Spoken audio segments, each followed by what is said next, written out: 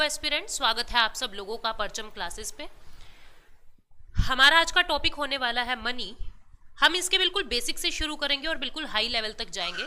SSC CGL के लिए हमारी ये पहली क्लास होगी इकोनॉमी की, और जिसमें हम इंट्रोडक्टरी लेक्चर हम लोग कर रहे हैं, जिसके अंदर हम लोग मनी को समझेंगे कि मनी क्या होता है और इसके कितने पार्ट्स होते हैं, क्या क्या फंक्शन होते हैं, कितने तरीके की मनी होती है। इस मनी का आगाज कहाँ से हुआ, कहाँ से मनी का एक, जब मनी नहीं था तो कैसे दुनिया चलती थी, रूपी से पहले दुनिया में क्या था, अलग अलग तरीके की करेंसीज किस तरीके से होती है, किस तरीके से डिजिटल इंडिया को आगे बढ़ाया जा रहा है, इन सब चीजों की बातें हम लोग इस सेशन में करेंगे। तो शुरू करते हैं अपनी क्लास को। आपको जानकारी के लिए बता दूं, परचम क्लासेस एसएससी सीजीएल टियर 1 के लिए मॉक टेस्ट लेके आया है। जो बच्चा एनरोल करना चाहता है कर सकता है। हम अपने सेशन में आगे बढ़ते हैं। देखो, मनी क्या होता है। मनी कोई भी वो चीज होती है जिससे हम वस्तुओं का आदान प्रदान कर सकते हैं, जिससे हम एक्सचेंज कर सकते हैं। इसको मीडियम ऑफ एक्सचेंज कहते हैं, यानी जिसको हम वस्तुओं का आदान प्रदान कर सकते हैं। फॉर एग्जाम्पल, आपको मान लीजिए बुक्स खरीदनी है, आप दुकान वाले को क्या दोगे, कुछ कागज दे रहे हैं, कुछ सिक्के दे रहे हैं, यानी कुछ मेटालिक कॉइन्स दिए आपने या कुछ कागज दिया आपने, जिसके बदले उसने आपको सामान दे दिया, आपने उसको ही मनी कह दिया। आज के दिन मनी का रूप आपको क्या दिखाई दे रहा है, कुछ ऐसा। पहले कभी कुछ ऐसा होता था कि कहीं पे वेल मछली के टीथ से व्यापार चल रहा है, कभी एक समय ऐसा था जब कोको बीन्स से व्यापार चलता था, एक वक्त ऐसा था जब हाथी के दांतों का व्यापार चलता था। यानी कहने का भाव क्या है, जिस समय में जिस भी चीज को आधार बना के आप कोई भी वस्तु या कोई भी सेवा, यानी कोई भी गुड या कोई भी सर्विस को एक्सचेंज कर सकते हो, उसी को ही हम मनी कह देते हैं। आज के दिन भारत की अगर मैं बात करूं तो भारत में गांधी सीरीज वाला नोट चल रहा है, जिसको हम मनी कह रहे हैं। ऐसे ही आप अमेरिका में चले जाओगे तो अमेरिका में गुड्स और सर्विसेज का एक्सचेंज करने के लिए आप लोगों को क्या चाहिए, आप लोगों को यूएस डॉलर चाहिए। आप कनाडा में चले जाएंगे, आप लोगों को कैनेडियन डॉलर चाहिए। आप यूरोपियन यूनियन में चले जाएंगे, आपको यूरो नाम की करेंसी चाहिए। यानी जिस देश के अंदर जो भी अथॉरिटी है, हमारे यहाँ पे आरबीआई और भारत सरकार, जिस देश की जो भी अथॉरिटी है, वो अथॉरिटी जिस भी चीज को बेस बना दे कि इससे ही आपको सारी गुड्स और सर्विसेज को एक्सचेंज कर पाओगे, उसी को ही मनी कह देते हैं, उसी को ही मुद्रा कह देते हैं। ठीक है, तो यानी मनी क्या हो गया, मनी हो गया हमारा मीडियम ऑफ एक्सचेंज। इसको हम मेजर ऑफ वैल्यू भी कहते हैं। हम अपनी वैल्यू को किस में मेजर करते हैं। फॉर एग्जाम्पल, मैं एक टीचर हूं, मुझसे कोई पूछेगा कि मैम आपकी वैल्यू क्या है, मैं क्या बताऊंगी कि मैं पर आवर इतना चार्ज करती हूं, या मैं मेरे सिलेबस का इतना चार्ज करती हूं। यानी मैंने मेरी वैल्यू, मैंने मेरा लेबर किस में बताया, रूपी में कन्वर्ट करके बताया, मनी में कन्वर्ट करके बताया। ऐसे ही कोई कारपेंटर है, कोई कारपेंटर अपना सामान बना रहा है, उसने कोई टेबल बनाई, उसने कोई चेयर बनाई। हम उससे पूछेंगे कारपेंटर से कि भैया आपकी वैल्यू क्या है, वो क्या बताएगा कि हम एक चेयर का 2000 रुपए लेंगे। यानी उसने अपनी वैल्यू मनी में कन्वर्ट करके बता दी। तो हम क्या कह रहे हैं, मनी को मेजर ऑफ वैल्यू भी कह देते हैं। यानी मनी हमारा मीडियम ऑफ एक्सचेंज है, हिंदी में इसको क्या कहेंगे, आदान प्रदान का माध्यम है। और साथ ही साथ मनी हमारा मेजर ऑफ वैल्यू भी है, वैल्यूज को मापने का एक जरिया है, यानी किसी के मूल्य को मापने का एक जरिया है। आप किसी की लेबर को रुपी में माप रहे हैं भारत में रहते हुए, यही लेबर अगर आपको अमेरिका में मापनी है तो आप यूएस डॉलर में माप रहे हैं। हर देश ने अपना एक आधार बनाया हुआ है, अपनी एक मनी बनाई हुई है, एक करेंसी बनाई हुई है, जिस देश में उसी करेंसी को बेस मान के सारी गुड्स एंड सर्विसेज आप लोगों को मिल पाती है। भारत में आपको दूध परचेज करना है, मिल्क परचेज करना है, आपको रुपी देना पड़ेगा। ऑस्ट्रेलिया में जाएंगे ऑस्ट्रेलियन डॉलर चलेगा, कनाडा में जाएंगे कैनेडियन डॉलर चलेगा, कहीं पे दिनार चल रहा है, कहीं पे रूबल चल रहा है, कहीं पे युआन चल रहा है, कहीं पे येन चल रहा है। तो हर देश के अंदर अलग अलग करेंसीज चल रही हैं। ठीक है, तो हम लोगों ने देखा कि मनी होता क्या है, ये बेसिक चीज हम लोगों ने देख ली। अब जैसे ये मनी है, इसके अलग अलग तरीके के फंक्शन होते हैं। कौन कौन से इसके फंक्शन हैं? मनी के प्राइमरी फंक्शन होते हैं, मनी को सेकेंडरी फंक्शन होते हैं, और मनी के कंटिंजेंट फंक्शन होते हैं।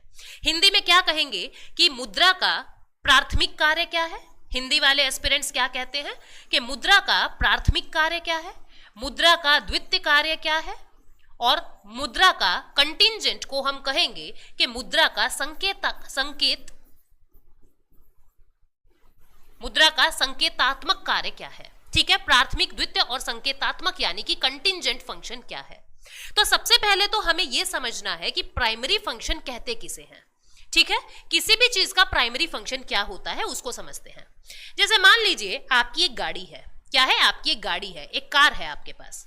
ठीक है, हम एक कार ड्रॉ कर लेते हैं। वैसे मेरी ड्राइंग बहुत अच्छी नहीं है बट मैं ट्राई करती हूँ। हम लोगों ने एक कार ड्रॉ कर ली। ठीक है, अब क्या किया, मैंने कहा ये गाड़ी है और मैंने पूछा कि इस गाड़ी का प्राइमरी फंक्शन क्या है। क्या मतलब हुआ इस बात का, हम गाड़ी क्यों खरीदते हैं, ताकि स्पीडी ट्रांसपोर्ट कर सकें, किसी एक स्थान से दूसरे स्थान पे बहुत जल्दी से हम लोग पहुंच सके।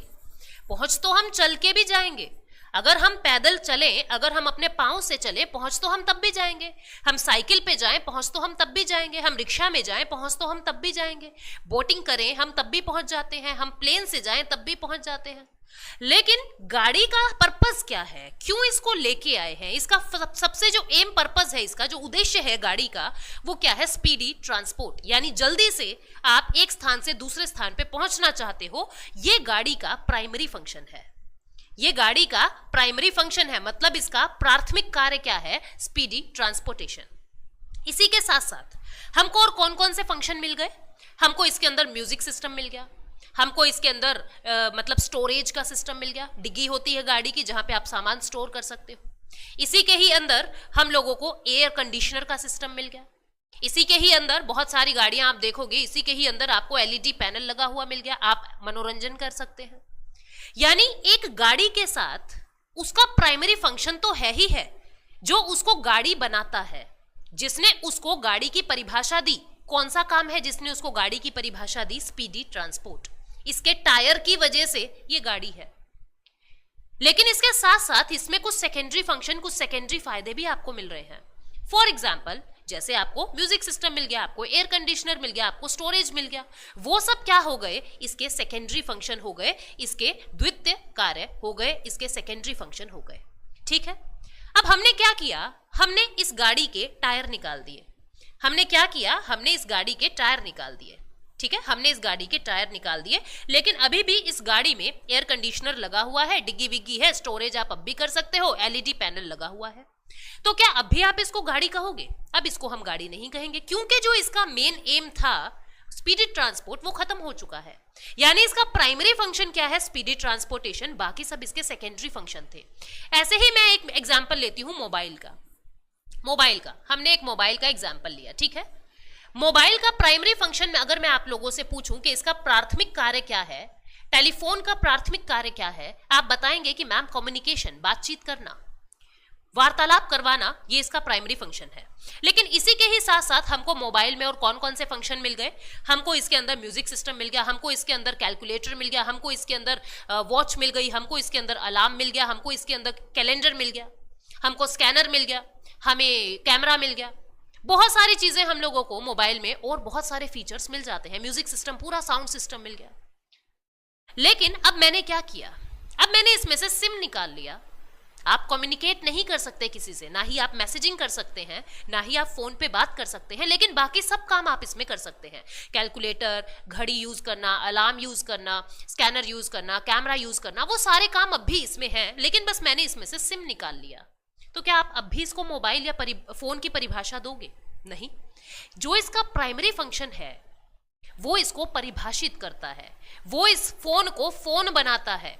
इसी तरीके से पैसे को पैसा कौन बनाता है, पैसे का प्राइमरी फंक्शन क्या है, उसको क्यों लेके आए हैं हम दुनिया में, वो उसका प्राइमरी फंक्शन है, वो उसका प्राथमिक फंक्शन है। मनी का प्राइमरी फंक्शन क्या है, ये आपको समझ आ गया होगा कि प्राइमरी कहते किसको है।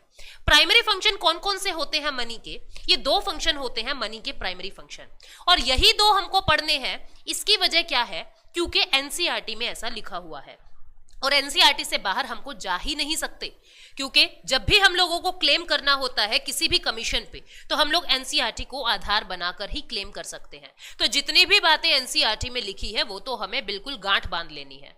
सबसे पहला प्राइमरी फंक्शन है इसका मीडियम ऑफ एक्सचेंज।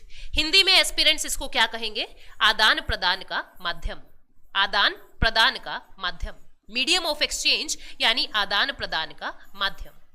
ये इसका प्राइमरी फंक्शन है, आदान प्रदान का माध्यम, मीडियम ऑफ एक्सचेंज। जैसे आप यहां पे देख पा रहे हैं, ये एक पशु है, ये एक डंकी जैसा आप लोगों को दिख रहा है, और किसके बदले में मिल रहा है? पैसे के बदले में मिल रहा है। यहां पे आप एक वस्तु के बदले दूसरी वस्तु नहीं ले रहे हो, आप पैसे के बदले कुछ चीज खरीद रहे हो। मुझे किताबें लेनी है, मुझे पैसे के बदले किताबें मिलेंगी। आपको मेरे सेशंस लेने हैं, आपको मेरी क्लासेस लेनी है, आपको पैसे के बदले मेरी क्लासेस मिलेंगी। बात समझ रहे हो? आप लोगों को हमारी टेस्ट सीरीज लेनी है, आपको पैसे के बदले टेस्ट सीरीज मिलेगी। आप लोगों को अपनी ड्रेसेस लानी है, पैसे के बदले ड्रेस मिलेगी। आपको गाड़ी खरीदनी है, पैसे के बदले। यानी कि कहने का भाव क्या है, मनी क्या है, इसका सबसे पहला काम क्या है? वस्तुओं को खरीदना, सेवाओं को खरीदना, सर्विसेज का एक्सचेंज करना, यानी गुड्स का एक्सचेंज करना। यानी मनी का सबसे जो प्राइमरी फंक्शन क्या है? मीडियम ऑफ एक्सचेंज, वस्तुओं के आदान प्रदान के लिए आप पैसे का प्रयोग करते हो। दूसरा क्या है? मेजर ऑफ वैल्यू, जिसको मैंने आपको बहुत अच्छे से अभी आपको मैंने एग्जाम्पल देके बताया था। ये बिल्कुल वही है। जैसे आप देख पा रहे हो, ये जितना भी सामान आपको यहाँ पे दिख रहा है, डिग्री है, बुक्स है, ये सारी चीज, आप इसको किस में तोल रहे हैं? आप इसको पैसे में तोल रहे हैं, यानी मनी में तोल रहे हैं। मनी क्या हो गया? Major of value. For example, आपकी जॉब लगेगी, आप ऑफिसर बनेंगे। आप किसी भी जॉब का फॉर्म भरने से पहले क्या देखते हो? उस जॉब का ग्रेड पे कितना है। हम देखते हैं ना, इस जॉब का ग्रेड पे कितना है, जॉब प्रोफाइल कैसी है, इसमें सैलरी कितनी मिल रही है। आपने देखा एसएससी ऑफिसर, ओ इनिशियल सैलरी 70,000 मिल रही है, तो हम फॉर्म भरेंगे, अच्छी जॉब है, हम लोग नौकरी करेंगे। आईएएस ऑफिसर, अच्छा 90,000 मिल रहा है इनिशियली, धीरे धीरे बढ़ेगा, बहुत अच्छी नौकरी है। यानी आप क्या कर रहे हैं? उस जॉब की वैल्यू किस में मेजर कर रहे हैं? रुपी में मेजर कर रहे हैं।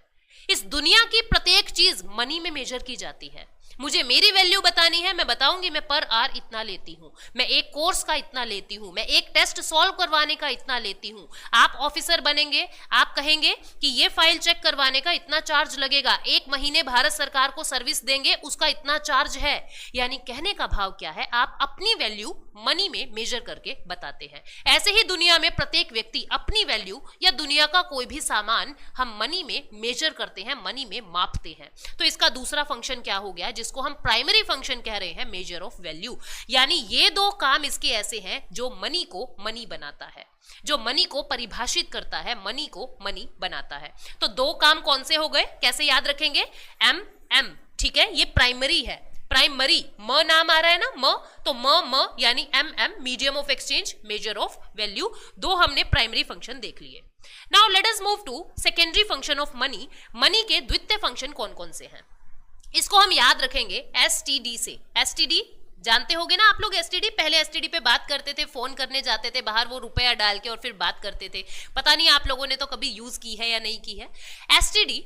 ऐसे हम लोग याद रखेंगे स्टैंडर्ड ऑफ डेफर्ड पेमेंट। ये क्या होता है? स्थगित भुगतान। हिंदी वाले एस्पिरेंट्स कैसे याद रखेंगे इसको? स्थगित भुगतान, ठीक है, स्थगित भुगतान। दूसरा क्या है? टी से क्या है? ट्रांसफर ऑफ वैल्यू, यानी कि मूल्य का हस्तांतरण, मूल्य का स्थानांतरण, मूल्य का स्थानांतरण, ठीक है। और तीसरा क्या है? स्टोर ऑफ वैल्यू, यानी मूल्य का संचयन या मूल्य का एकत्रीकरण आप कह सकते हो, संचयन भी कह सकते हो और मूल्य का एकत्रीकरण भी कह सकते हो, ये आपकी मर्जी है, आप कैसे याद रख रहे हैं। यानी ये क्या है? S T D. एस का मतलब standard of deferred payment, T का मतलब ट्रांसफर ऑफ वैल्यू और डी का मतलब यहाँ पे क्या है, ये मैंने उल्टा बता दिया आप लोगों को, ठीक है। ये थोड़ा सा हम ऐसे करते हैं, इस एस का मतलब है store of value, store of value. T का मतलब है ट्रांसफर ऑफ वैल्यू, सेम रहेगा, ट्रांसफर ऑफ वैल्यू। और डी का मतलब है डेफर्ड पेमेंट, डी का मतलब है डेफर्ड पेमेंट, ठीक है। कैसे भी याद रखें ऊपर नीचे, बस एसटीडी याद रखना है, STD, store of value, transfer of value, deferred payment, ठीक है। ये तीन इसके सेकेंडरी फंक्शन है, इनके मतलब हम समझ लेते हैं। सबसे पहले मैं आपको बताती हूं ये डेफर्ड पेमेंट का मतलब क्या होता है, स्थगित भुगतान का मतलब क्या होता है। आप लोगों को एयर कंडीशनर खरीदना है, एयर कंडीशनर आ रहा है मान लीजिए 40,000 का। हमारी हैसियत नहीं है अभी कि हम एक बार में 40,000 पे कर दें। हमने क्या किया, उसको इंस्टॉलमेंट्स पे ले लिया। हमने क्या किया, उसको ईएमआईज पे ले लिया। ईएमआई शब्द सुना होगा ना आपने, मंथली इंस्टॉलमेंट पे हम कोई चीज ले लेते हैं, ईएमआई पे हमने वो ले लिया। यानी हम लोग उनको किश्तों पे ले रहे हैं, इंस्टॉलमेंट्स पे ले रहे हैं। हमने अपनी पेमेंट को स्थगित कर दिया, स्थगित मतलब पोस्टपोन कर दिया, ठीक है, हमने उसके टुकड़े कर दिए, टुकड़े कर करके हम उस पेमेंट को कर रहे हैं। क्यों पॉसिबल है? क्योंकि आपका पैसा है, क्योंकि आपके पास मनी है, तभी पैसा, तभी पॉसिबल है। मान लीजिए आपके पास कोई बकरी होती, आपको बकरी के बदले में आपको कुछ फोन खरीदना है, ठीक है, फोन जितने पैसे अपने पास है नहीं, लेकिन आपके पास बकरी है। क्या आप ऐसा कर सकते थे? बकरी की एक टांग तोड़ के आज दे दी, बकरी की पूंछ काट के अगले दिन दे दी, बकरी के कान काट के फिर कभी दे दिए? ऐसा नहीं हो सकता ना। कब पॉसिबल हो सकी डेफर्ड पेमेंट? क्योंकि हमारे पास मनी है, क्योंकि हमारे पास पैसा है। ये मनी का सेकेंडरी फंक्शन है। ये ना भी हो, ये फंक्शन ना भी हो तो भी मनी मनी रहेगा, क्योंकि प्राइमरी फंक्शन उसके अलग है। क्यों लेके आए हैं दुनिया में मनी को? बिकॉज हमें मीडियम ऑफ एक्सचेंज चाहिए था, बिकॉज हमको मेजर ऑफ वैल्यू के लिए कोई चीज चाहिए थी। डेफर्ड पेमेंट के लिए हम लोग पैसे को नहीं लाए थे, ये तो उसके साथ हमको एडिशनल फायदा मिल गया है, इसी वजह से हम इसको सेकेंडरी फंक्शन में गिन रहे हैं। डेफर्ड पेमेंट का मतलब क्या होता है? स्थगित भुगतान, यानी अपनी पेमेंट्स को आप लोगों ने पोस्टपोन कर दिया, स्थगित कर दिया, ठीक है। तो डेफर्ड पेमेंट क्या होता है ये आप लोग समझ चुके होंगे। Next is transfer of value, स्थानांतरण, मुद्रा का यानी मूल्य का स्थानांतरण। इसका मतलब क्या है? मान लीजिए आप लोगों की नौकरी लग गई है दुबई में, आप दुबई में जॉब कर रहे हैं, आपके पेरेंट्स हैं इधर इंडिया में दिल्ली में आपके पेरेंट्स रहते हैं। अब आप क्या करेंगे? अपने मूल्य का एक हिस्सा, जो आपकी वैल्यू है, जितना भी आप कमा रहे हैं, उस कमाई का एक हिस्सा आप अपने पेरेंट्स को इंडिया में ट्रांसफर करेंगे। करेंगे या नहीं करेंगे? बिल्कुल करेंगे। यानी कहने का भाव क्या है? आपने अपनी वैल्यू को ट्रांसफर भी कर दिया। कब कर सके? जब आपके पास मनी है। मनी वाला रूप ही आप ट्रांसफर कर पा रहे हो। कोई भेड़, बकरी, पशु, कुछ केला, सब्जी कुछ होता तो आप ट्रांसफर नहीं कर सकते थे। आप एक क्लिक करेंगे, एक बटन पे क्लिक करेंगे और पैसा दुबई से इंडिया आ रहा है।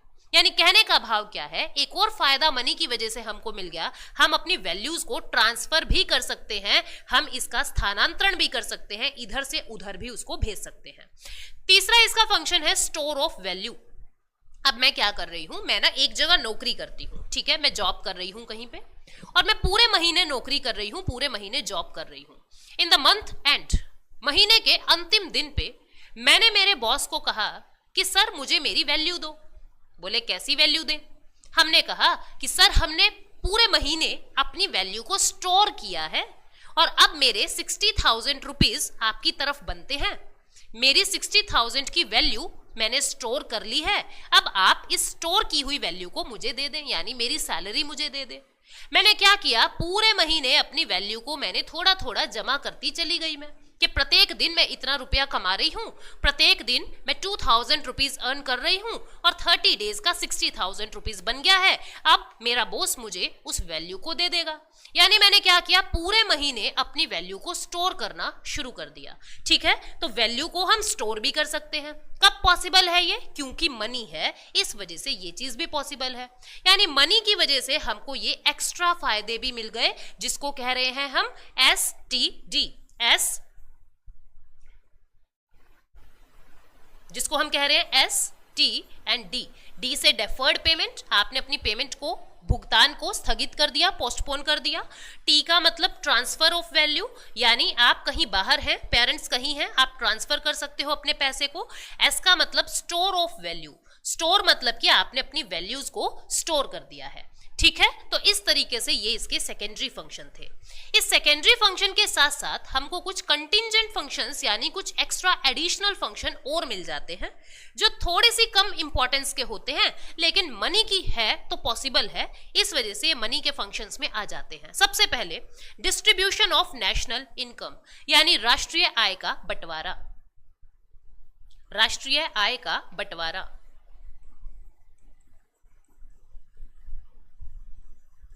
डिस्ट्रीब्यूशन ऑफ नेशनल इनकम, क्या मतलब हुआ इसका? पूरे राष्ट्र ने मिलके पैसा कमाया, एक एवरेज इनकम हम लोग ले लेते हैं कि भारत की एवरेज इनकम इतनी हुई होगी, ठीक है। भारत की एवरेज इनकम मान लीजिए लगभग 1,50,000 हुई होगी, यानी पर पर्सन अगर मुझे बताना हो, अब मान लीजिए जो बाइडन, जो अमेरिका के प्रेसिडेंट हैं, उन्होंने मुझे कॉल किया कि पायल आपके देश में पर पर्सन कितना अर्न कर रहा है। या मुझसे किसी ने पूछ लिया आपके यहाँ पे पर पर्सन की वैल्यू क्या है, तो मैं कैसे बताऊंगी? मैं बताऊंगी कि देखो सर, हमारे देश की नेशनल इनकम इतनी है, पर हमारे देश की राष्ट्रीय आय इतनी है, और प्रत्येक व्यक्ति पर पर्सन कितना कमा रहा है मैं निकाल सकती हूं, मैं कैलकुलेट कर सकती हूं कि सर मेरे देश की टोटल इनकम 100 रुपए है और मेरे देश में 5 लोग रहते हैं, तो पर पर्सन 20 रुपीज कमाया जा रहा है। मैंने क्या किया, मेरी टोटल नेशनल इनकम को मेरी टोटल पॉपुलेशन से डिवाइड कर दिया। मेरे देश में 100 रुपए की कमाई है और 5 लोग रहते हैं, हम लोगों ने डिवाइड किया और बताया कि 20-20 रुपए पर पर्सन कमाया जा रहा है, यानी मेरे देश में प्रत्येक व्यक्ति की हैसियत 20 रुपए प्रति व्यक्ति है। मैंने क्या किया, नेशनल इनकम को डिस्ट्रीब्यूट करके बता दिया, राष्ट्रीय आय का बंटवारा कर दिया। कैसे? पैसे के रूप में। ये उसका कंटिंजेंट फंक्शन हो गया। दूसरा क्या है, बेसिस ऑफ क्रेडिट। क्रेडिट क्या होता है? लोन लेना, ऋण लेना, ऋण का आधार, ऋण का आधार। अब हम बैंक से लोन लेने जाते हैं, हम किस रूप में लोन लाते हैं? हम उसको यूं कहते हैं क्या, लोन में मुझे गाड़ी दे दो? हम उसको यूं कहते हैं क्या, लोन में मुझे ये दे दीजिए, वो दे दीजिए, मुझे लोन में गाय दे दीजिए, भैंस दे दीजिए? हम लोग क्या कहते हैं, लोन का आधार भी क्या होता है कि आप इतने रुपए का लोन ले रहे हैं, आप इतने रुपए का लोन ले रहे हैं और उस रुपए से फिर आप गुड्स या सर्विसेज को परचेज कर रहे हैं। यानी कहने का भाव क्या है कि मनी है तो क्रेडिट भी हो सकता है, ऋण का आधार भी पैसा ही है। ठीक है। Third one is liquidity of wealth. Liquidity of wealth क्या मतलब हुआ? मेरे पास एक नेकलेस है, मेरे पास एक नेकलेस है। लिक्विडिटी का मतलब क्या होता है पहले ये समझिए। लिक्विडिटी जिसको हम कहते हैं हिंदी में, स्टूडेंट्स कहेंगे उसको तरलता। क्या कहेंगे? तरलता, यानी लिक्विडिटी। केमिस्ट्री में लिक्विडिटी किसको पढ़ते हो? साइंस में लिक्विडिटी क्या होता है? एनीथिंग दैट हैज फ्लूइडिटी, जिसके अंदर बहने की क्षमता है उसको हम लिक्विड कहते हैं। बिल्कुल इसी तरीके से इकोनॉमी में लिक्विडिटी का क्या मतलब होता है? इकोनॉमी में लिक्विडिटी यानी तरलता का मतलब क्या होता है? Anything that can be converted into cash, जिसको आप नगदी में कन्वर्ट कर सकते हो उसको हम लिक्विड कहते हैं। एक एग्जांपल से समझते हैं। मान लीजिए मेरे पास यहां बहुत सारी करेंसी पड़ी है, यानी कैश पड़ा है। यहां मेरे पास गोल्ड पड़ा है और यहां मेरे पास मेरी प्रॉपर्टी है। ठीक है, मेरे कुछ किल्ले विल्ले पड़े हैं, मेरी प्रॉपर्टी है, जमीन पड़ी है मेरी। अब इस बात को समझना तुम, मुझे क्या करना है, मुझे मेरी ट्यूशन की फीस भरनी है, मुझे मेरी ट्यूशन की फीस भरनी है। ट्यूशन की फीस वालों को उसी वक्त तुरंत पैसा चाहिए, इमीडिएट पेमेंट चाहिए। तो इमीडिएट पेमेंट मेरी किससे होगी? कैश से होगी।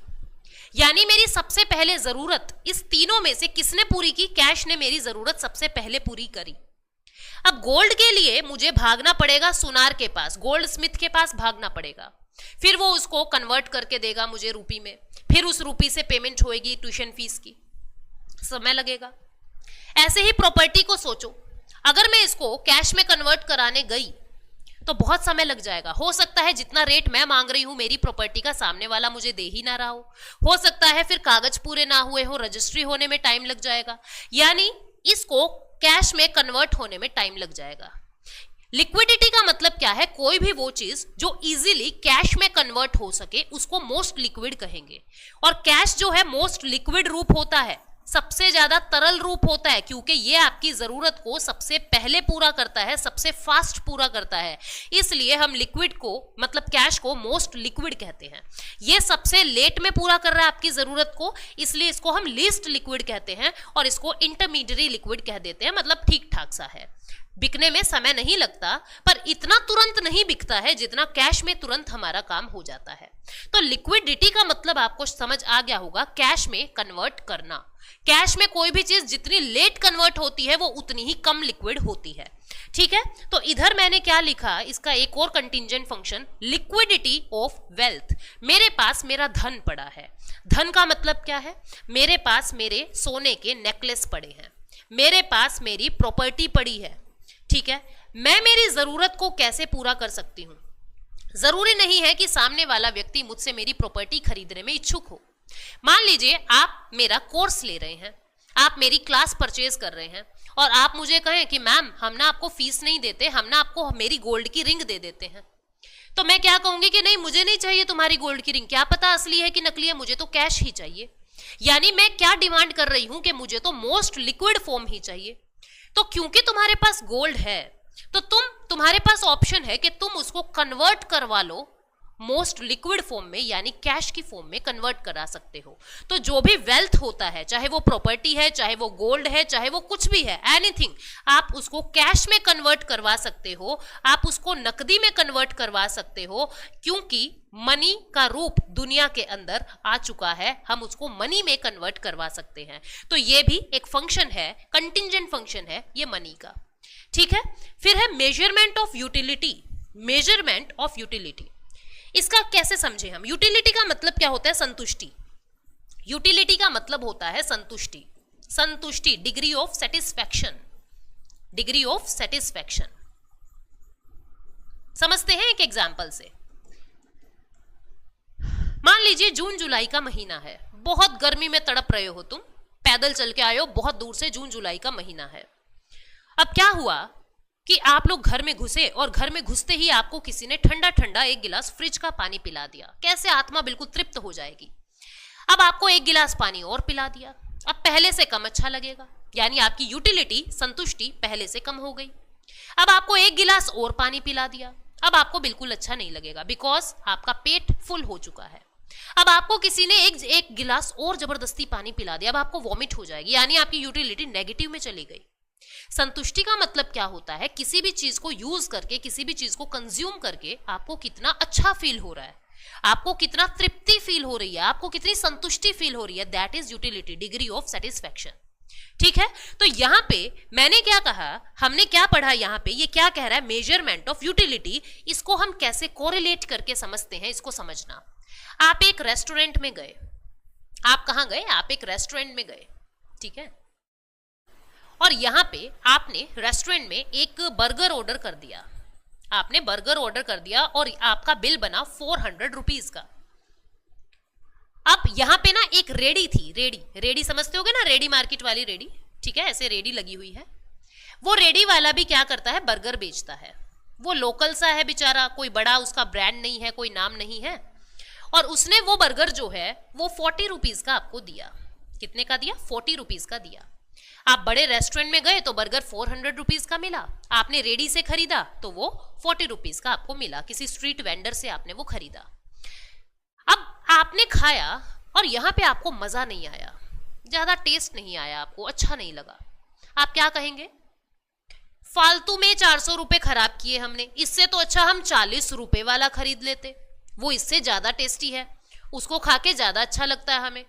यानी आपने इस यूटिलिटी को किसमें मेजर किया कि क्योंकि 400 रुपए खर्च हुए हैं और 400 रुपए जितना आनंद हमको नहीं आया, हमारे रुपए ज्यादा खर्च हो गए, लेकिन उसके कंपैरिजन में हमको यूटिलिटी फील नहीं हुई, उसके कंपैरिजन में हमको संतुष्टि फील नहीं हुई। इससे अच्छा तो हम किसी रेडी मार्केट पे किसी वेंडर से खरीद के उसको खा लेते, पैसा भी बच जाता और सेटिस्फैक्शन भी ज्यादा होती, यूटिलिटी भी ज्यादा होती। यानी आपने अपनी सेटिस्फैक्शन किस में मेजर की? रुपी में मेजर की, मनी में मेजर की।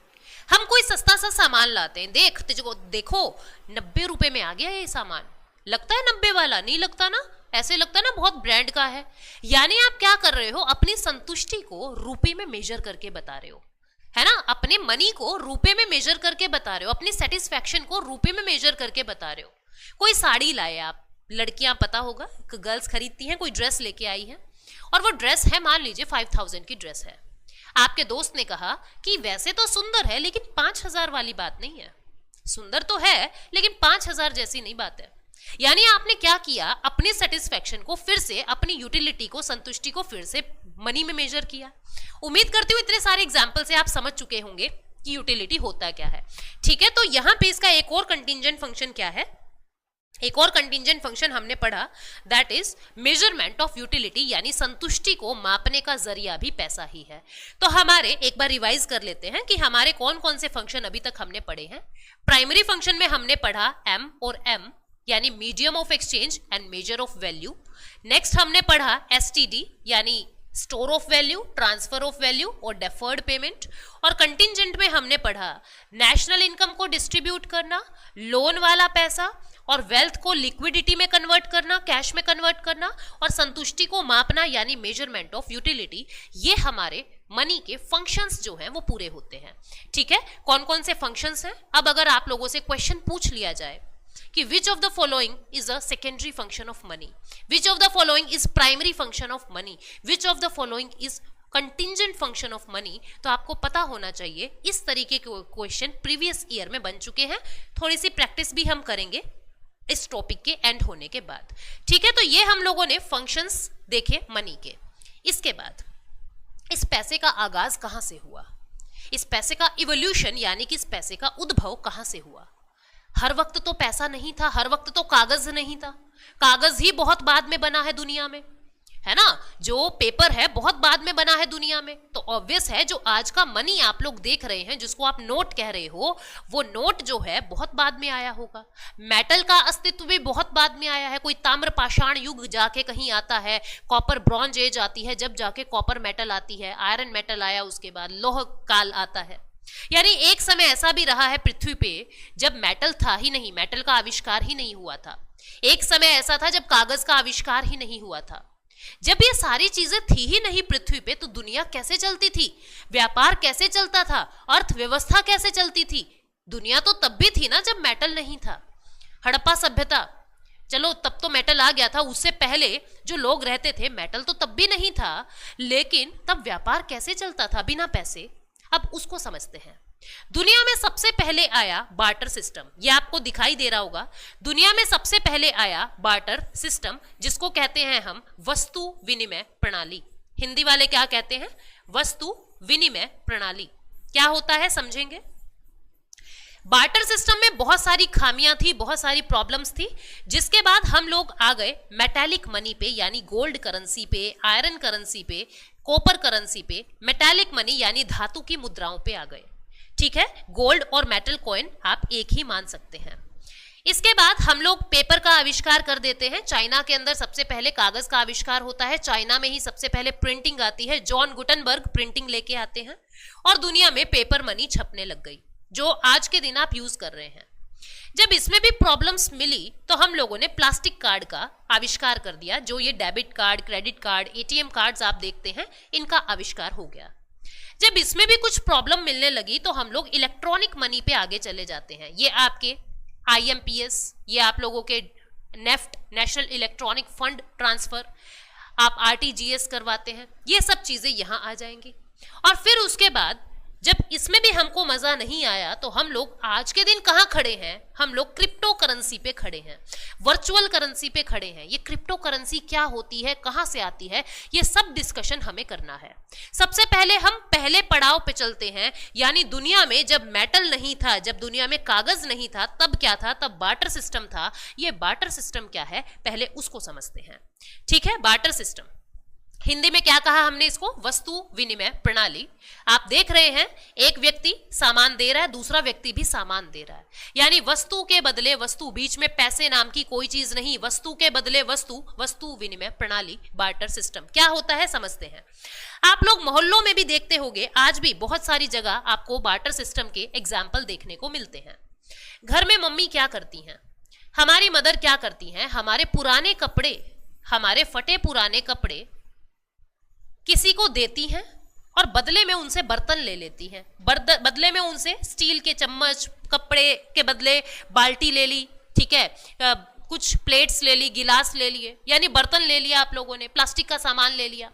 कपड़े के बदले आपने बर्तन ले लिए, यानी एक वस्तु आपने दी और बदले में दूसरी वस्तु आपने ले ली। यही तो है बार्टर सिस्टम, वस्तु के बदले वस्तु, कॉमोडिटी टू कॉमोडिटी एक्सचेंज। बीच में पैसा है ही नहीं, ना उन्होंने हमसे पैसा लिया ना हमने उनको पैसा दिया।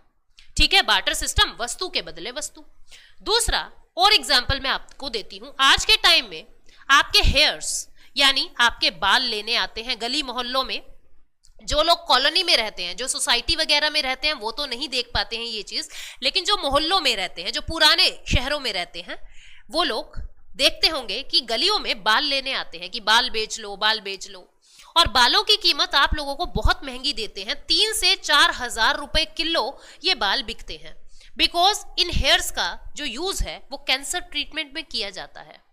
थेरेपीज में किया जाता है, और भी बहुत सारी जगह हेयर ट्रांसप्लांटेशन में इन बालों का प्रयोग किया जाता है, जो हाई डिमांड वाली चीज है, जिसकी वजह से इसकी वैल्यू बढ़ती जा रही है। वो लोग क्या करते हैं, आप लोगों से आपके टूटे हुए बाल लेने आते हैं और बदले में आपको बर्तन देते हैं, ये भी क्या है, ये भी एक बार्टर सिस्टम है।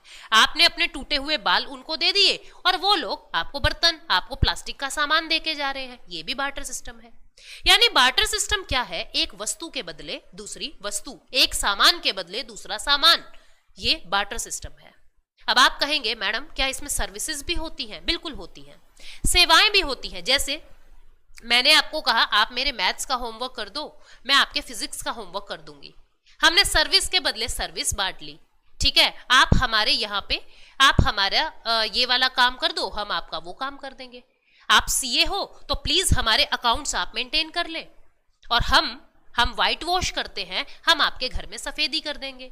ये भी क्या है, ये भी बार्टर सिस्टम है। ना हमने आपसे पैसे लिए, ना आपने हमसे पैसे लिए, आपस में हमने सर्विस जो है वो एक्सचेंज कर ली, ये भी बार्टर सिस्टम है। तो बार्टर सिस्टम में क्या होता है, गुड्स के बदले गुड्स या सर्विस के बदले सर्विस बांटी जाती है, ठीक है, बीच में पैसा नहीं आता है, इसको कहते हैं बार्टर सिस्टम। वेरी ऑब्वियस है, आप सब लोग समझ चुके होंगे, बहुत आसान है। यानी कॉमोडिटी टू कॉमोडिटी एक्सचेंज, एक सामान के बदले दूसरे सामान।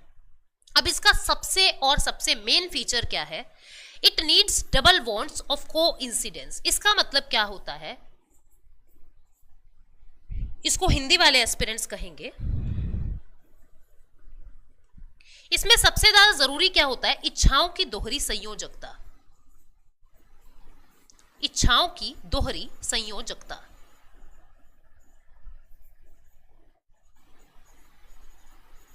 इच्छाओं की दोहरी संयोजकता से क्या मतलब है, इसको समझो। जैसे मान लीजिए ये ए पर्सन है, ये बी पर्सन है, ठीक है।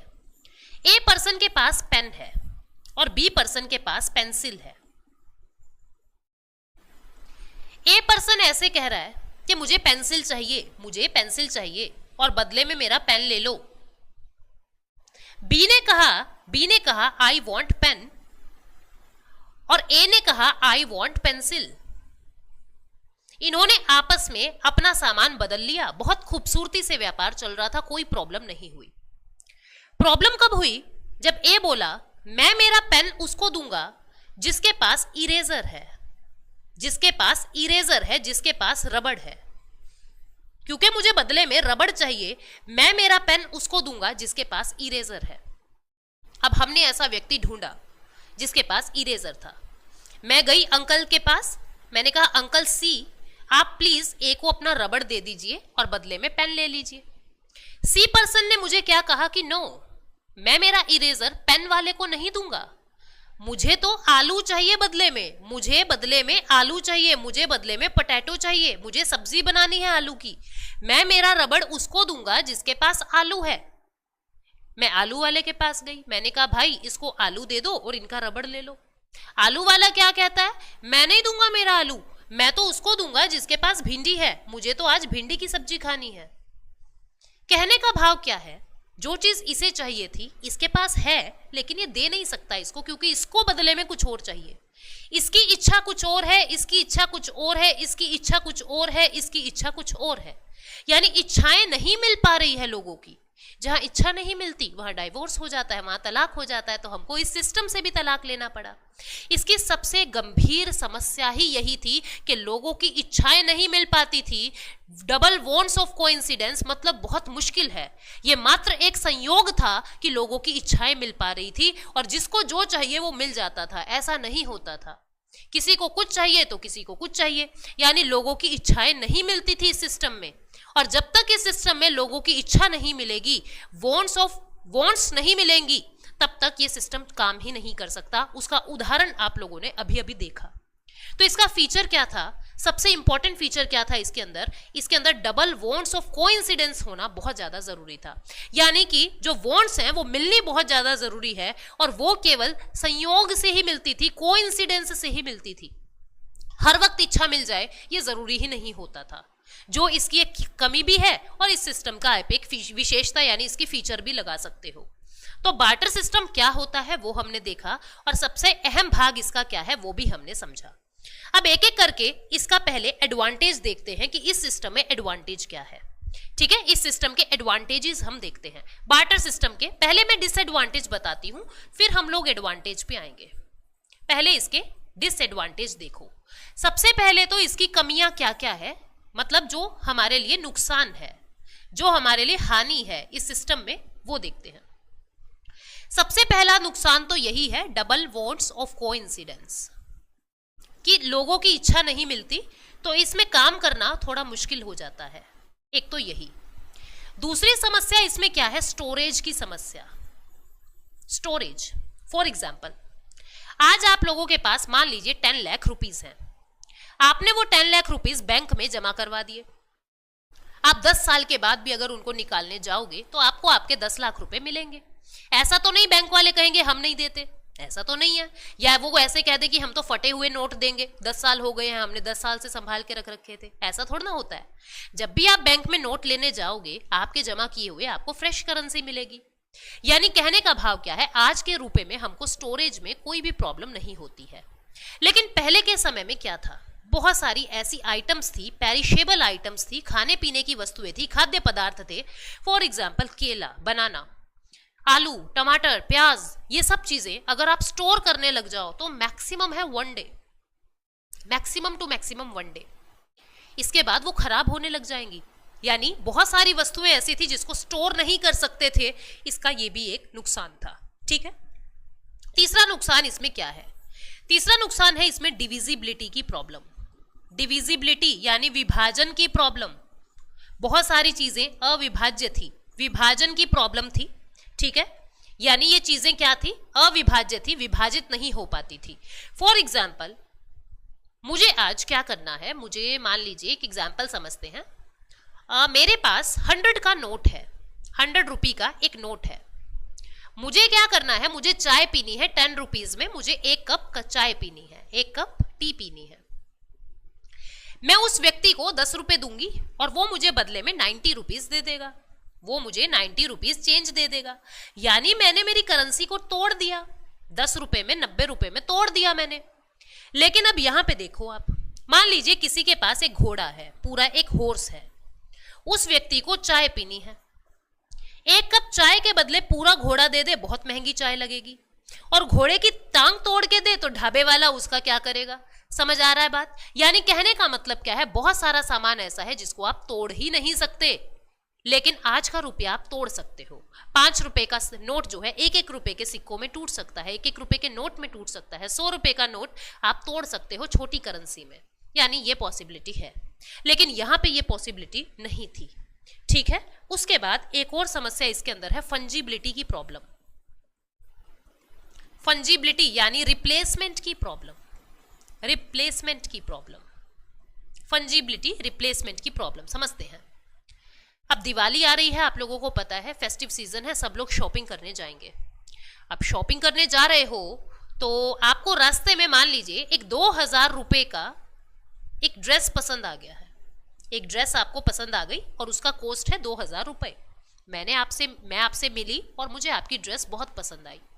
मैंने कहा यार कहाँ से ली, मुझे भी लेनी है ये ड्रेस तो, है ना। आपने मुझे एड्रेस दिया कि मैम इस शॉप पे और भी बहुत सारे पीसीस थे, आप उस शॉप से ले आए। मैं भी उस शॉप पे चली गई सेम ड्रेस लेने के लिए, लेकिन मेरे पास 500 रुपए के 4 नोट रखे थे। क्या मुझे वो ड्रेस दे देगा? जो ड्रेस आपको 2000 के एक नोट में मिली है, क्या वो दुकानदार मुझे 500 रुपए के 4 नोट में वही ड्रेस दे देगा? आप कहोगे जी बिल्कुल दे देगा। किसी और व्यक्ति के पास 100 रुपए के 20 नोट थे, क्या उसको वो ड्रेस मिल जाएगी? उसको भी मिल जाएगी। किसी के पास 50 रुपए के 40 नोट थे, उसको मिल जाएगी, उसको भी मिल जाएगी। यानी कहने का भाव क्या है, हमारा ये 2 रुपए का नोट रिप्लेस हो सकता है 500 के 4 नोटों से, वैल्यू बिल्कुल बराबर आएगी, वैल्यू बिल्कुल बराबर आएगी। लेकिन वहां पे ऐसा नहीं है, बार्टर सिस्टम में ऐसा नहीं है। मान लीजिए ये एक बड़ा डायमंड है, बड़ा डायमंड है, ठीक है, एक बड़ा डायमंड है, और मैंने क्या किया, ये मान लीजिए इसका वजन जो है 10 ग्राम है। मैंने इस बड़े डायमंड को छोटे छोटे 10 डायमंड में तोड़ दिया, छोटे छोटे 10 डायमंड में तोड़ दिया, और प्रत्येक डायमंड की कीमत 1 ग्राम है। आप सबको अगर तोलोगे तो 10 ग्राम ही वेट आएगा, लेकिन ये एक बड़ा जो डायमंड है वो 2 करोड़ का है।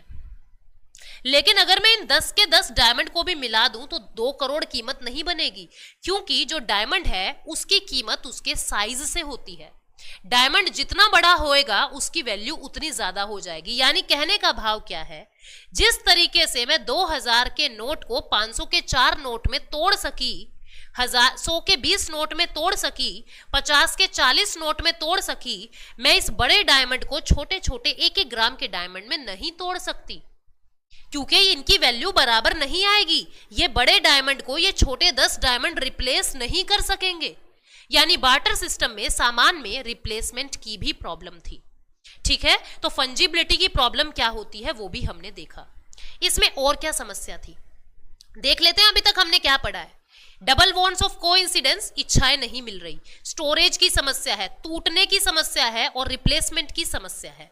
और कौन सी समस्या है, search cost is very high, search cost is too high. मतलब क्या हुआ, अब जैसे मान लीजिए मैंने आपको एग्जाम्पल दिया कि भाई मैं तो मेरा रबड़ उसको दूंगा जिसके पास आलू है, मुझे तो बदले में आलू चाहिए, मुझे तो बदले में पोटैटो चाहिए। अब क्या होगा, हमें इस व्यक्ति को ढूंढना पड़ेगा ना कि ये पोटैटो वाले अंकल कहाँ मिलेंगे जिसको बदले में रबड़ चाहिए, जो रबड़ के बदले अपने आलू दे दे। ढूंढने में हमें बहुत पैसा खर्च करना पड़ेगा, ढूंढने में हमें बहुत समय लगाना पड़ेगा। यानी search cost is very high. आज के समय में ऐसा नहीं है। आपको लोन लेना है, आप बैंक में जाइए, आप HDFC में जाओ, एक्सिस में जाओ, आप कहीं पे भी जाओ, आपको लोन मिल जाएगा, आपको पैसा मिल जाएगा। क्योंकि जो पैसा एक्सिस दे रहा है वही पैसा HDFC भी देगा। ऐसा नहीं है HDFC शाहरुख खान के मुंह वाला पैसा दे रहा है और एक्सिस बैंक जो है वो गांधी के मुंह वाला पैसा दे रहा है, ऐसा नहीं है। रुपी इंडिया में सब जगह बराबर है। यानी कहने का भाव क्या है, सर्च कॉस्ट बार्टर सिस्टम में बहुत हाई थी। ठीक है, ये सब इसके डिसएडवांटेजेस थी जो हम लोगों ने देखा। एक और इसका डिसएडवांटेज है, transportation is very costly. Transportation is very costly क्या मतलब हुआ इसका, बहुत महंगा है ट्रांसपोर्टेशन, बहुत कॉस्टली है। क्या मतलब हुआ, मुझे आज मन है कि मैं आप लोगों को 1 करोड़ रुपया दे दूं। मैं क्या करूंगी, मैं चेक लिखूंगी, RTGS करूंगी, आपके अकाउंट में वो पैसा आ जाएगा। क्या मुझे ट्रक करके लाना पड़ा क्या 1 करोड़ रुपया रखने के लिए कि मैं लोड कर रही हूँ 1 करोड़ रुपया, फिर वो आपके घर पे आ रहा है और मुझे एक छोटा हाथी करना पड़ा उसको लोड करने के लिए? ऐसा नहीं है ना, ट्रांसपोर्टेशन का कॉस्ट नहीं लगा। लेकिन अब मैं कहूं कि मुझे 100 क्विंटल आप लोगों को अनाज देना है तो मुझे एक बड़ी सी गाड़ी करनी पड़ेगी, उसका ट्रांसपोर्टेशन का खर्चा लगेगा। यानी बार्टर सिस्टम में सब सामान होता था, सामान को ट्रांसपोर्ट करने में खर्चा लगता था, बड़ी बड़े व्हीकल चाहिए थे, गाड़ियां चाहिए थी उसका ट्रांसपोर्टेशन करने के लिए। यानी ट्रांसपोर्टेशन बहुत हाई होता था। तो ट्रांसपोर्टेशन इज वेरी कॉस्टली, ये भी इसका जो है एक नुकसान है जो हम लोगों ने देखा। हम डिसएडवांटेजेस देख लेते हैं। कुछ और डिसएडवांटेजेस मैंने यहाँ पे लिखा हुआ है। क्या क्या डिसएडवांटेज है, एक तो आप डेफर्ड पेमेंट नहीं कर सकते हो, आप अपने भुगतान को स्थगित नहीं कर सकते हो। ऐसा नहीं कह सकते हो कि आज इस बकरी की टांग ले जा कल इसकी पूंछ ले जाइयो, नहीं कर सकते। हम अपने भुगतान को स्थगित नहीं कर सकते। कोई कॉमन वैल्यू, कोई कॉमन मेजर नहीं है वैल्यू का। आज के दिन हम हर किसी की मेहनत को पैसे में आंक रहे हैं। ठीक है, चाहे वो बढ़ई हो यानी कारपेंटर हो, चाहे वो कोई व्हाइट वॉश करने वाला हो, चाहे वो कोई टीचर हो, डॉक्टर हो, हर कोई अपनी फीस लेता है रुपए में। एक कॉमन हमारे पास वैल्यू है मेजर करने के लिए, that is money, that is रूपी। ठीक है, पहले क्या होता था, कोई व्यक्ति चावल के बदले कुछ ले रहा है, कोई व्यक्ति गेहूं के बदले कुछ ले रहा है, कोई व्यक्ति मक्का के बदले कुछ ले रहा है, कोई व्यक्ति बर्तन के बदले कुछ ले रहा है। यानी कहने का मतलब क्या है, किसी की कोई कॉमन यूनिट नहीं थी कि आपको आपकी वैल्यू किस में मेजर करेंगे। ठीक है, स्टोरेज करने में प्रॉब्लम आती है, ये भी हमने देखा। और डबल बॉन्ड्स ऑफ कोइंसिडेंस, इच्छाएं नहीं मिल पाती, ये भी हमने देखा। और भी बहुत सारी मैंने आप लोगों को डिसएडवांटेजेस समझा दी है, डिविजिबिलिटी की, फंजिबिलिटी की, transportation is high, search cost is high, और भी बहुत सारे डिसएडवांटेजेस मैंने आपको बता दिया है। Now let us move to advantages of this system. Advantage क्या है, ये जो सिस्टम है वो बहुत ही ज्यादा सिंपल है, बहुत ही ज्यादा आसान है, बहुत ही ज्यादा सिंपल है। सिंपल है इसका मतलब क्या हुआ, अब मान लीजिए आप सोच के देखो, आपके में से आप जितने भी स्टूडेंट्स मुझे सुन रहे हैं उनमें से कितने पेरेंट्स को, कितनों के पेरेंट्स को, कितने की मम्मी को, मदर को स्पेशली गूगल पे से पैसा ट्रांसफर करना आता है, वेरी रेयर, बहुत कम माओ को ये बात पता है। मेरी मम्मा को शायद ये बात नहीं पता कि ऑनलाइन ट्रांजैक्शंस कैसे करते हैं, because it is very complex. लेकिन उस समय का जो सिस्टम था कि मम्मा आपको कोई एक बैग मिलेगा और आप बदले में उसको ये बैग दे देना, आपको कोई चावल देके जाएगा, आप बदले में उसको गेहूं दे देना, कोई भी व्यक्ति कर लेगा, इतना आसान होता था। एक हाथ से सामान दो, दूसरे हाथ से सामान लो। यानी कहने का भाव क्या है, the system was very simple, बहुत सिंपल सिस्टम था, ये बहुत ही सुगम था, करना आसान था, कोई कॉम्प्लेक्सिटी नहीं होती थी मॉनेटरी पॉलिसी के तरीके से। आज के दिन क्या है, महंगाई हो गई है ना, पहले तो सेब 10 रुपए किलो आ रहे थे, आज 100 रुपीज किलो हो गए हैं। महंगाई बढ़ती जा रही है, मॉनेटरी वैल्यू चेंज होती जा रही है। अभी कुछ दिन पहले गए थे, ये कुर्ती तो 2000 की मिल रही थी, अब वही कुर्ती 4000 की हो गई है। यानी महंगाई बढ़ रही है। यहाँ पे ऐसा कोई महंगाई का कोई भी भड़क ऐसी कोई भी नहीं होती थी, कोई भी सीन महंगाई वाला नहीं होता था, ठीक है। नेचुरल रिसोर्सेज जो हैं वो ओवर एक्सप्लॉइट नहीं होते थे। नेचुरल रिसोर्सेज ऐसा नहीं होता था कि धरती से मेटल निकाले जा रहे हो, कागज बनाने के लिए, नोटों को छापने के लिए पेड़ों को काटे जा रहे हो, ऐसा नहीं होता था। नेचुरल रिसोर्सेज जो हैं उनका एक्सप्लॉयटेशन नहीं होता था। पावर किसी एक ही हाथ में नहीं जाएगी। आज के दिन तो क्या है, जिसकी बड़ी बड़ी फैक्ट्रीज हैं, अडानी अंबानी, उन्हीं के पास पावर है। जिसके पास पैसा ज्यादा, जिसके पास मनी ज्यादा, उन्हीं के पास ही पावर है। पहले ऐसा नहीं था। किसी के पास गेहूं ज्यादा है तो किसी के पास चावल ज्यादा है, किसी के पास सर्विसेज ज्यादा है, सबके पास अलग अलग चीजें बटी हुई थी, किसी एक के हाथ में सब कुछ कॉन्सेंट्रेट नहीं था। There would not be problem of balance of payment crisis, foreign exchange. आप बस ऐसा समझ के चलिए, एक्सचेंज रेट की कोई प्रॉब्लम नहीं थी। ये जो शब्दावलियां हैं ना, balance of payment, foreign exchange, ये आपको भविष्य में समझ आएंगी। अभी बस आप ऐसा समझे कि इंटरनेशनल मार्केट की भी कोई प्रॉब्लम नहीं होती थी। आज के दिन क्या हुआ, आप रात में सोए तो $1 70 रुपीज के बराबर था, सुबह उठ के देखा तो $1 81 रुपीज के बराबर था। यानी कहने का भाव क्या है, जो समय समय पे जो एक्सचेंज रेट है वो ऊपर नीचे होता रहता है। पहला ऐसा कुछ भी नहीं था। बार्टर सिस्टम में एक्सचेंज रेट आपको परेशान कर ही नहीं सकता। आज के दिन प्रॉब्लम कैसे है इसको समझिए। जैसे मान लीजिए मैंने 1 जनवरी 2022 को आप लोगों को $1 दिया। उस समय $1 की कीमत 75 रुपीज थी और मैंने कहा कि ये जो डॉलर है ना, आप मुझे 1 सितंबर 2022 को लौटा देना। आपने मुझे $1 वापस कर दिया, लेकिन उस दिन $1 की कीमत 81 रुपीज थी। अब आप ऐसे ना उदास होके आए, ऐसे मुंह बना के आए। मैंने कहा क्या हो गया? आप बोले मैम हमारा तो नुकसान हो गया। मैंने कहा कैसे नुकसान हो गया? मैडम आपको $1 देना है। मैंने कहा अरे इसमें क्या एहसान कर रहे हो, मैंने आपको $1 दिया था, आप बदले में $1 दे रहे हो, क्या एहसान कर रहे हो? आप बोले नहीं मैडम आप समझो, जब आपने हमें दिया था, जब 75 रुपीज दिए थे आपने हमें, यानी $1 75 रुपीज का था। आज हम जब आपको लौटा रहे हैं तो 81 रुपीज का डॉलर लौटा रहे हैं, हमको 6 रुपीज एक्स्ट्रा देने पड़ रहे हैं आपको। मैंने कहा अच्छा, यानी यहां पे क्या हो रहा है, एक्सचेंज रेट आपको परेशान कर रहा है। लेकिन बार्टर सिस्टम में ऐसा कुछ नहीं था कि एक्सचेंज रेट जैसी भाई रात को चावल कुछ और हो गया, सुबह गेहूं कुछ और हो गया, ऐसा नहीं होता था। तो कोई इंटरनेशनल ट्रेड में आपको प्रॉब्लम नहीं होती थी। तो ये इसकी एडवांटेजेस हैं जो हम लोगों ने समझी। ठीक है, बार्टर सिस्टम क्या होता है, कैसे होता है, वो हम लोगों ने जाना। नाउ अब जो ये मेटालिक मनी है, जो पेपर मनी है, और किस किस तरीके से मनी होती है, ये सब चीजें हम नेक्स्ट सेशन में समझेंगे। ठीक है, बहुत सारी चीजें हम लोगों को जानना है। हम कुछ प्रैक्टिस कर लेते हैं। लीगल टेंडर क्या होता है अभी हमने नहीं जाना, अभी हम प्रैक्टिस नहीं कर पाएंगे इसकी, फिएट मनी, लीगल मनी। हाँ, आप इस वाले क्वेश्चन को, क्वेश्चन नंबर 4 को अटेम्प्ट करके देखिए। ये प्रीवियस ईयर क्वेश्चंस हैं जो मैंने प्रैक्टिस के लिए आप लोगों के लिए कुछ रखे हैं। क्वेश्चन नंबर 4 को अटेम्प्ट करके देखिए। ये CGL 2016 का क्वेश्चन है। 2016 में ये क्वेश्चन आया हुआ है। आप बताइए, which of the following is primary function of money? इनमें से कौन मुद्रा का एक प्राथमिक कार्य है, प्राइमरी फंक्शन है? ठीक है, देखते हैं इसमें। स्टैंडर्ड ऑफ डेफर्ड पेमेंट, याद करो जल्दी से। प्राइमरी में क्या था, प्राइमरी में क्या था, प्राइमरी में M आ रहा है, यानी MM वाले फंक्शन थे। मीडियम ऑफ एक्सचेंज और मेजर ऑफ वैल्यू, ये 2 प्राइमरी फंक्शन थे हमारे। सेकेंडरी में हम लोगों ने क्या पढ़ा था? सेकेंडरी में हमने पढ़ा था S, T और D, store of value, transfer of value, deferred payment, ये हम लोगों ने पढ़ा था, तो देख लेते हैं एक बार। डेफर्ड पेमेंट सेकेंडरी है, ट्रांसफर ऑफ वैल्यू सेकेंडरी है, क्रेडिट ऑफ मनी कंटिंजेंसी है, सी से क्रेडिट सी से कंटिंजेंसी। तो बचा कौन सा? मीडियम ऑफ एक्सचेंज, ये हमारा प्राइमरी फंक्शन है। Medium of exchange and major of value, ये दोनों ही प्राइमरी फंक्शन थे। तो इस तरीके से आप लोगों से क्वेश्चंस प्रीवियस ईयर में पूछे हैं। नेक्स्ट सेशन में जब मिलेंगे, हमने बार्टर सिस्टम को कंप्लीट किया, अब हम metallic money, paper money, bank money, digital money, इन सब चीजों को डिस्कस करेंगे और साथ में बहुत सारी प्रैक्टिस करने वाले हैं। Thank you so much, take care, bye bye.